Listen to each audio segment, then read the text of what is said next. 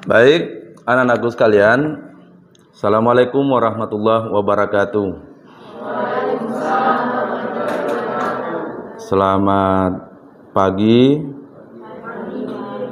Alhamdulillah, hari ini kita bersua kembali dalam mata kuliah yang menjadi tugas Bapak untuk disampaikan pokok-pokok materi ke depan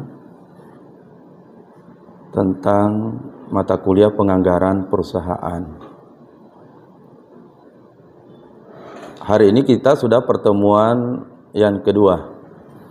Kalau boleh Bapak saya tanya, pertemuan pertama semua hadir atau ada yang tidak sempat hadir? Hadir ya.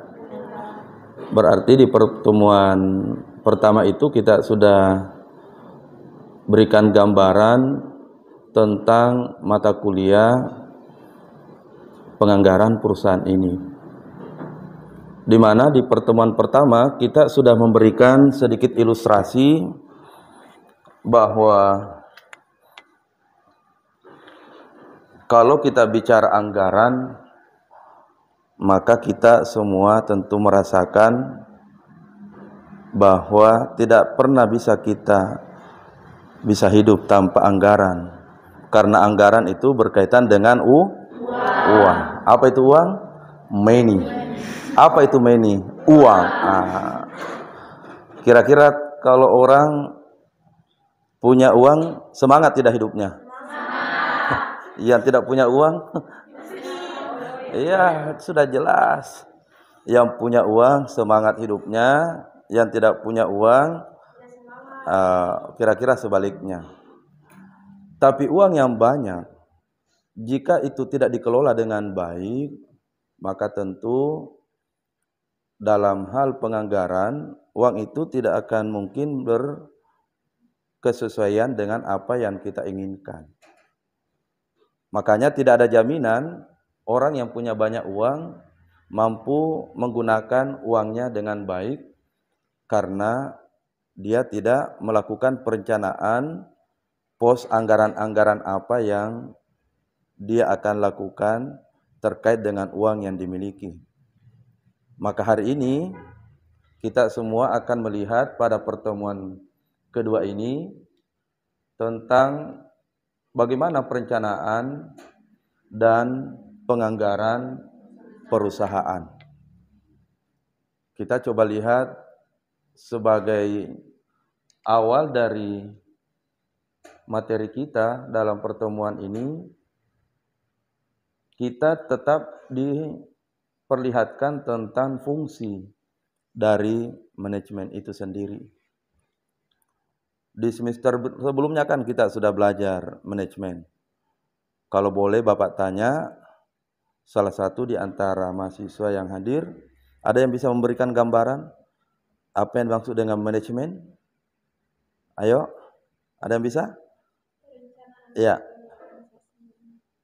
Manajemen itu terkait dengan perencanaan dan pengorganisasian. Waktu yang banyak, kalau itu tidak dimanage dengan baik, maka waktu itu tidak efisien.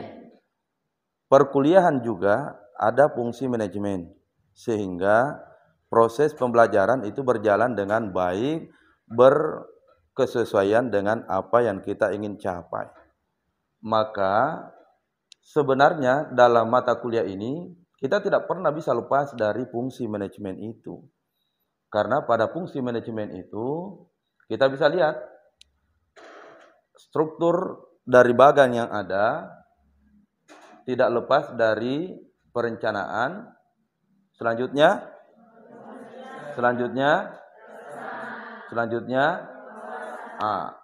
penganggaran itu berada pada apa namanya ini? Tabel ataukah pada tarikan struktur antara perencanaan, ada fungsi penganggaran yang mesti kita lihat sebagai item untuk kita kelola dengan baik. Sebagai ilustrasi sebelum kita lanjut, Kalau uang yang diberikan oleh orang tua, anak-anakku sekalian, 1 juta, anggaplah semua diberikan oleh orang tuanya 1 juta sebagai bekal dalam 1 bulan. Kalau itu tidak dikelola dengan baik, anggaran itu tidak direncanakan dengan baik, apakah hasilnya penggunaannya sama atau beda? Beda. Ya laki-laki dengan uang 1 juta, tentu perencanaan penggunaan anggarannya beda dengan yang perempuan. Kenapa mesti beda? Kebutuhan juga beda. Kalau perempuan butuh apa? Paling tidak perempuan butuh jilbab, yang pakai jilbab, butuh lipstik. Laki-laki butuh lipstik tidak? Tidak. Laki-laki cukup butuh batu tawas. Perempuan sebenarnya juga. Dari fungsi manajemen inilah kita akan melihat bahwa item utama dari penganggaran itu tidak pernah bisa lepas dari fungsi manajemen yang disebut dengan perencanaan. Mesti kita rencanakan. Kira-kira kalau saya tunjuk satu persatu atau satu yang mewakili, ada yang bisa mengeluarkan kalimat apa itu yang dimaksud dengan perencanaan? Ayo, angkat tangannya, sebut nama. Silakan, Nak. Apa itu? Ayo. Perencanaan itu apa? Secara sederhana kan selalu kita merencanakan. Oh, sebentar setelah kuliah, saya rencana mau, ya mungkin contoh makanan, mau makan bakso 2 mangkok, tambah nasi goreng 1 piring. Itu contoh ilustrasi orang yang punya perencanaan. Maka kalau kita lihat di atas, berdasarkan referensi yang ada, maka kita akan melihat bahwa perencanaan merupakan tindakan yang dibuat berdasarkan fakta. Fakta itu bahasa lain kenyataan. Apa faktanya? Kenapa mesti kita berdasarkan fakta? Karena perencanaan kalau tidak berdasarkan fakta, itu namanya omong kosong. Ada orang berencana mau naik ke bulan. Lelah. Bisa tidak? Bisa lewat mimpi. Begitu bangun, ditanya temannya, dari mana? Dari bulan, Kak. Dari ngapain? Pokoknya datang beli bakso. Itu tidak berdasarkan dengan fakta. Perencanaan itu tidak pernah bisa dilepaskan dengan fakta. Dan asumsi mengenai gambaran kegiatan yang akan dilakukan di masa mendatang. Apa tujuannya? Supaya tujuan yang ingin dicapai itu bisa kita wujudkan, bisa kita dapatkan. Saya berikan contoh yang hadir. Anda kuliah, tujuannya apa? Ayo, 1, tujuannya kuliah apa? Untuk mendapatkan ilmu. Apalagi tujuannya kuliah untuk bisa menjadi Kalau sudah sarjana bisa cari Kalau sudah dapat pekerjaan, sudah dapat uang. Kalau sudah dapat uang bisa cocok. Sudah dapat uang bisa menikah. Sudah menikah dapat setelah itu menjadi tua. Setelah tua, inilah siklus hidup. Desain besar kehidupan itu tidak bisa lepas dari fungsi perencanaan. Ada tujuan yang ingin dicapai. Selanjutnya dalam perencanaan itu kita akan melihat bahwa dia adalah salah satu fungsi manajemen. Itu yang menjadi dasar pemikiran kita bahwa segala aktivitas itu mesti dibuat dalam perencanaan yang baik. Dan penganggaran merupakan salah satu dari proses perencanaan. Tolong diingat itu. Perencanaan atau dalam hal ini penganggaran itu merupakan salah satu dari proses perencanaan. Mesti kita duduk bersama. Kalau ada uang 1 miliar, kita duduk berempat, ini mesti kita rencanakan untuk apa uang ini, kemana uang ini, dan program apa yang mesti kita jalankan. Di sana ada yang disebut dengan perencanaan. Maka tujuannya memberikan arahan kepada manajer dan dalam pengambilan keputusan operasional sehari-hari. Next, kita lihat secara garis besar fungsi manajemen pada akhirnya itu meliput baik itu perencanaan dan sebagainya untuk sampai pada rencana yang ingin ditetapkan, dan di dalamnya penganggaran juga masuk dalam tujuan kenapa perencanaan itu mesti kita lakukan. Nah, sekarang kita bahas penganggaran. Ulangi, penganggaran. Ada di kepalanya yang dimaksud dengan penganggaran? Kita hidup butuh anggaran. Ada kalimat, kalau tidak punya uang rasanya ingin mati. Kira-kira apa yang ada di kepala anak-anakku sekalian tentang penganggaran? Bisa kita lihat dengan pelan-pelan. Penganggaran merupakan salah satu jenis perencanaan. Apa yang mau direncanakan? Seandainya punya uang, kalau direncanakan, maka pasti uang itu akan terkelola dengan baik. Kalau tidak direncanakan, anggaplah dalam 1 bulan dana yang anak-anakku punya tidak direncanakan, boleh jadi uangnya 1 juta yang kita berikan contoh itu akan habis dalam 2 hari. Kenapa bisa habis dalam 2 hari? Karena kita tidak kelola dengan fungsi-fungsi penganggaran, dalam hal ini perencanaan anggaran. Tapi dengan uang 1 juta, anak-anakku bisa menabung kira-kira sedikit.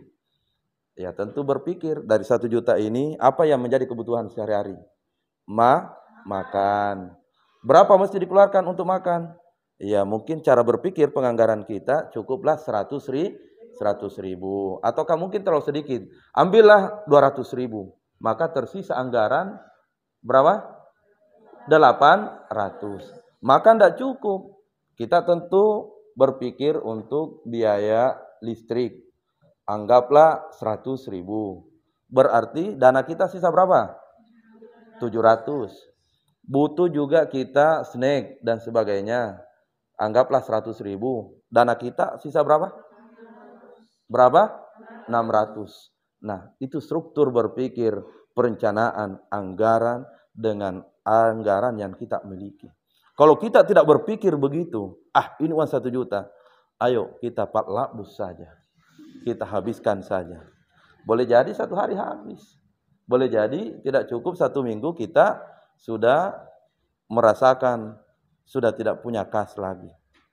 Maka penganggaran ini meliputi baik itu penganggaran perusahaan ataupun penganggaran non perusahaan. Ini secara umum terjadi dan kita semua pun mengalami.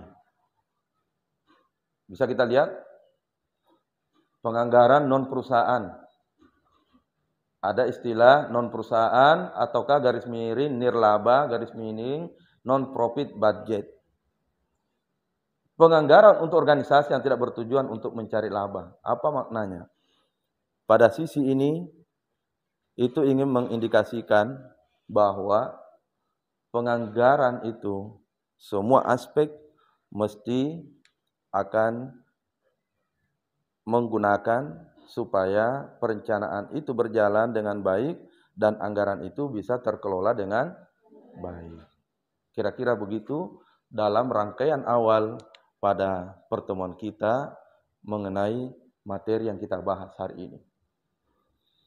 Baik, kita lihat di atas secara umum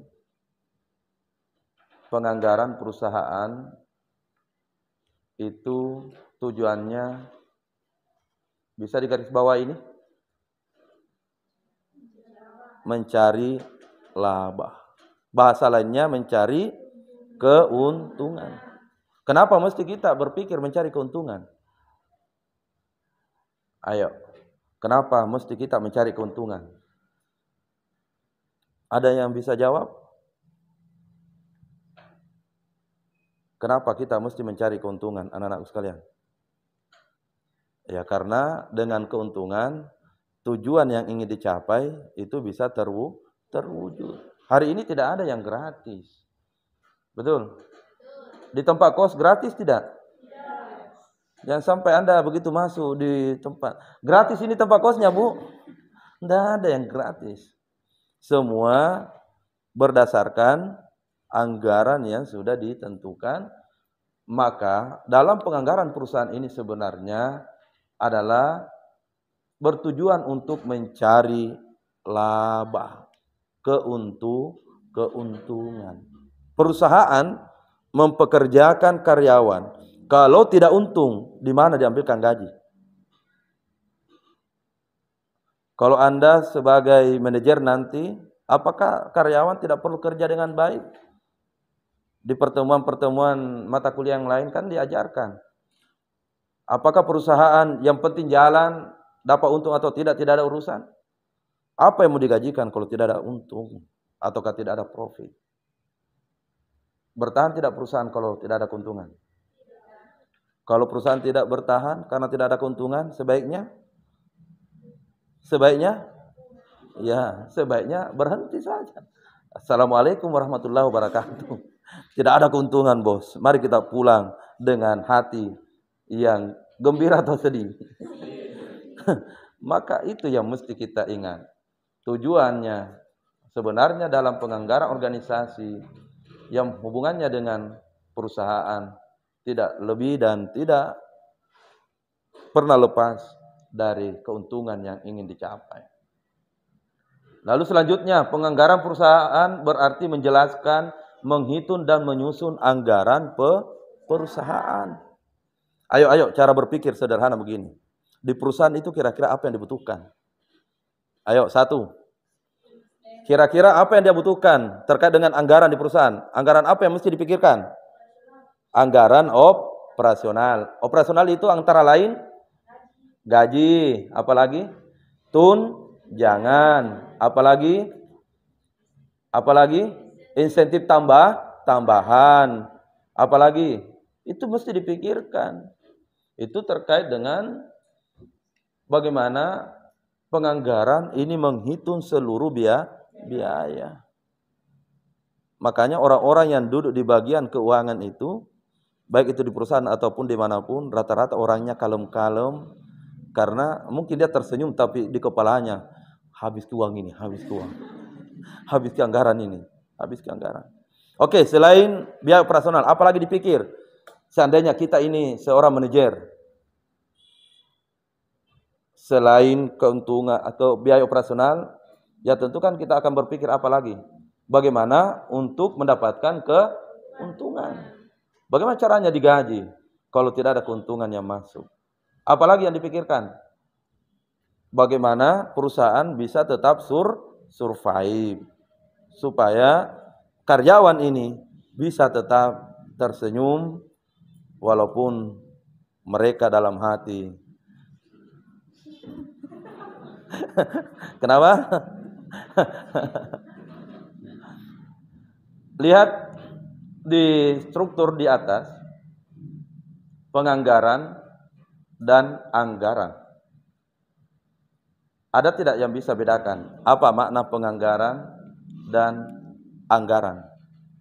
Kalau kita tidak jeli, seolah-olah seperti sama saja. Penganggaran, yang kedua adalah anggaran. Apa bahasa sederhananya? Penganggaran, lalu anggaran. Ayo, apa kira-kira perbedaannya? Lihat di bawah. Oke, lihat di bawahnya. Penganggaran itu bicara proses. Penganggaran. Kalau seorang manajer, penganggaran yang mesti dipikirkan, apa tadi? Salah satunya sudah dibahas, apa tadi?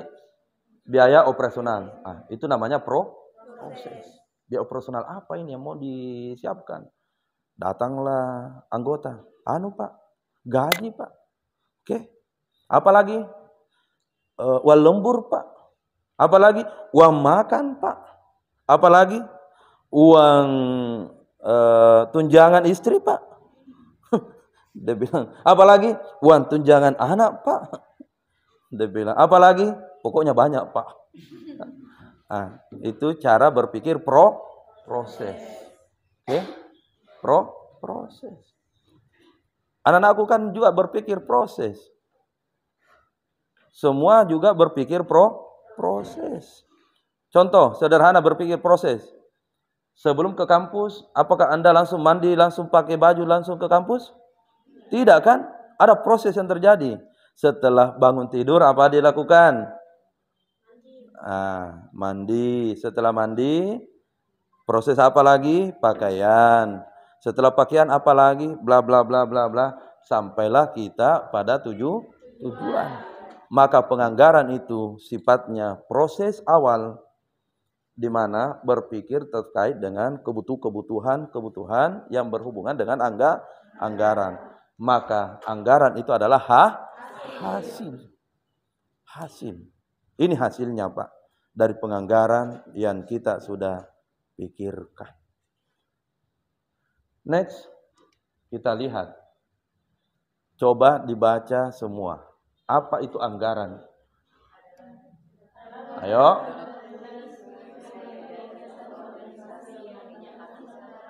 Oke, satu. Tidak perlu baca bersamaan. Satu dulu yang besar suaranya. Anggaran atau budget adalah rencana berhenti.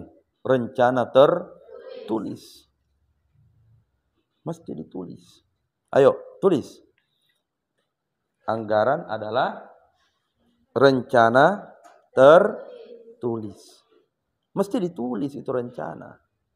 Bukan dalam hanya kepala. Ditulis. Oh, ini.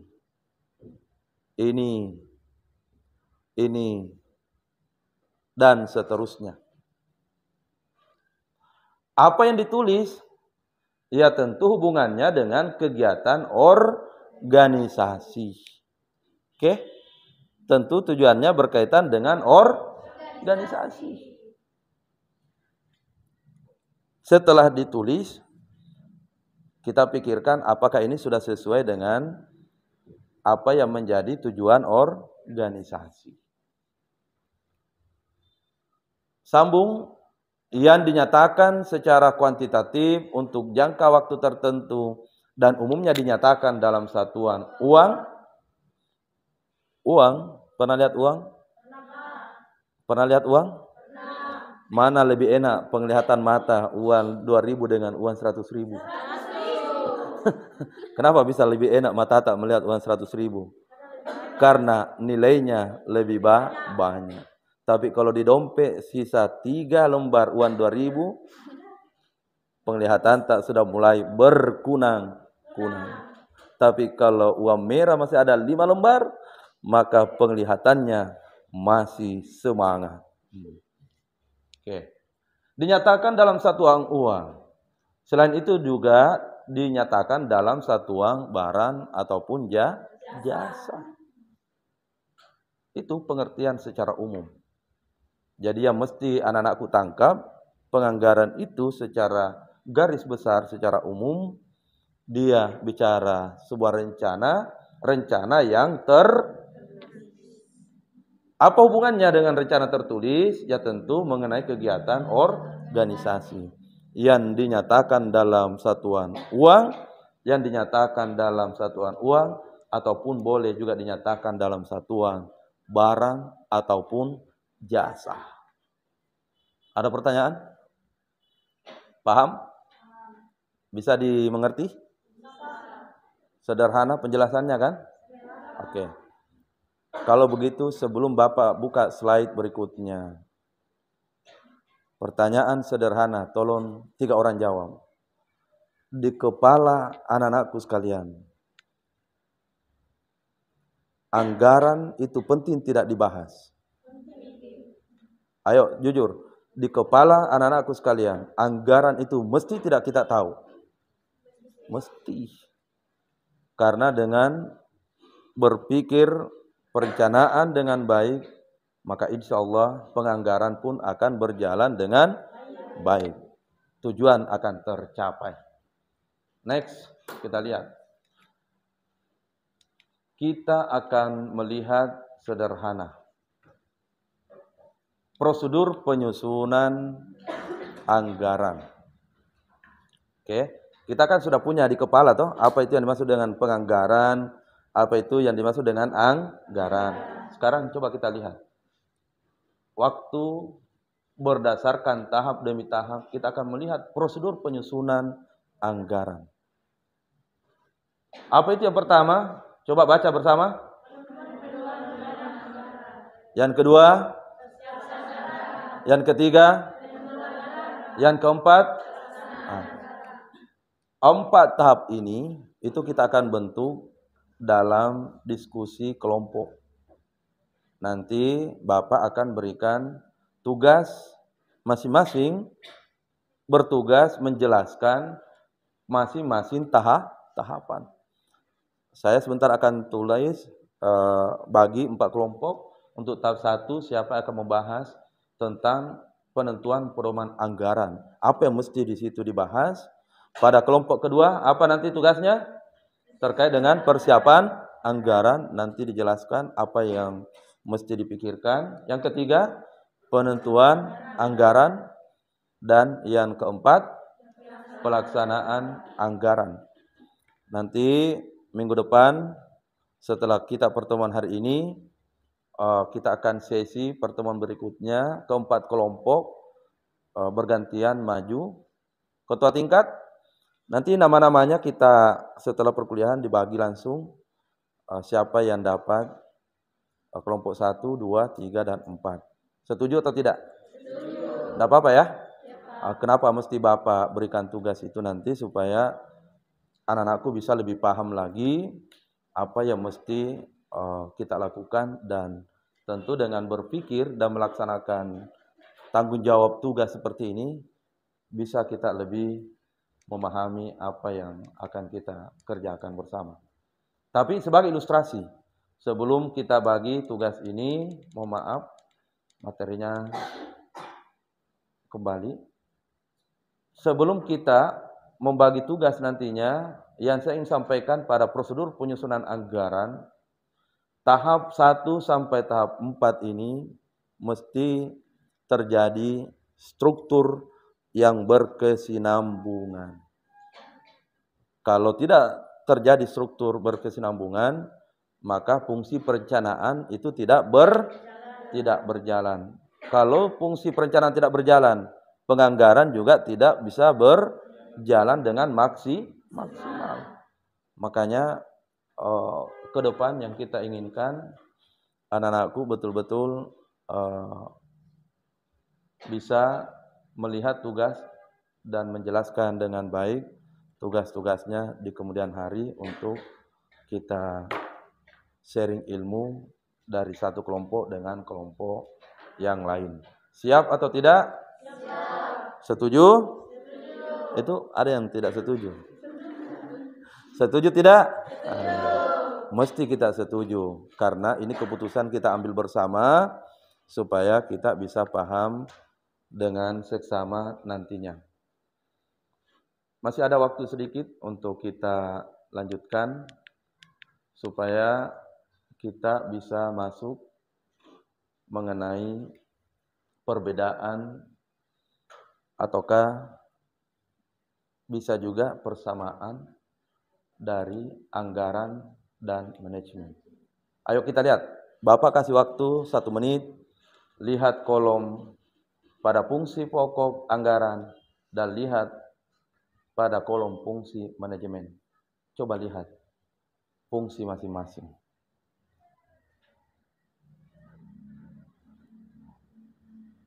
Satu menit. Setelah itu berikan argumentasi masing-masing.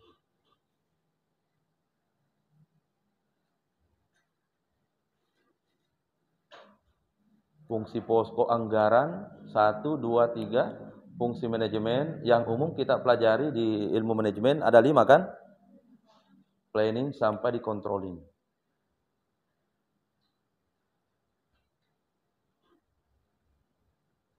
Oke? Sudah? Ada yang sudah bisa? Ayo, silakan. Bisa berikan komentar? Kan kalau kita lihat ini Fungsi keduanya, anggaran dengan manajemen ada hubungan erat. Apa maknanya hubungan erat? Apa maknanya? Ulangi, apa maknanya?